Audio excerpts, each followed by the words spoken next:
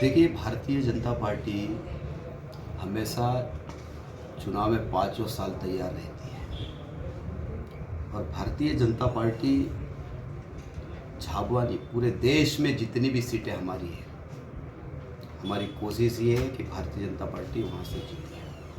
और जहाँ तक मध्य प्रदेश का सवाल है, आपने मध्य प्रदेश का इतिहास देखा है। लोकसभा के चुनाव में मध्य प्रदेश में भारतीय जनता पार्टी की ऐतिहासिक सीटें हमेशा जीतती हैं।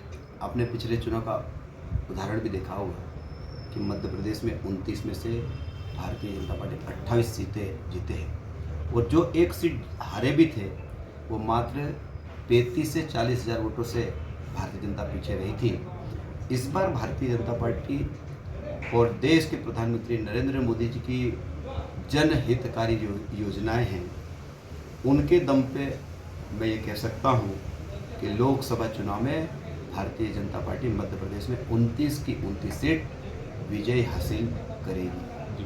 मतलब कांग्रेस के कई बड़े नेता हैं जो लोकसभा चुनाव लड़ने से इनकार कर चुके हैं, आप क्या कहेंगे इस पर? देखिए, ये मध्य प्रदेश की हम बात नहीं कर सकते, पूरे देश में कांग्रेस की मध्य प्रदेश से और खराब स्थिति पूरे देश में है। कांग्रेस में लीडर, कांग्रेस के जो नेता है, कांग्रेस से चुनाव लड़ने से भाग रहे हैं और ये मध्य प्रदेश में और ये पूरे देश में भी, क्योंकि कांग्रेस के पास कोई मुद्दा है नहीं। कांग्रेस अभी पैदल चलो अभियान राहुल गांधी कर रहा है।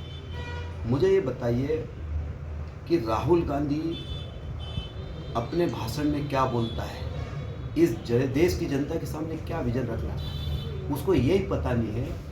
और मैं ये कहना चाहता हूँ कि पिछली बार राहुल गांधी ने देश जोड़ो अभियान चालू किया। जब ऑलरेडी देश जुड़ा हुआ है और जो पार्टी इस देश को तोड़ने वाली धर्म के आधार पर, आपने देखा हो जब देश आज़ाद हुआ और देश आज़ाद हुआ, देश की आज़ादी में लाखों लोगों ने कुर्बानी देकर इस देश को आज़ाद कराया और देश आज़ाद करने के बाद इस देश के दो टुकड़े कराने वाले अगर कोई है तो कांग्रेस ही।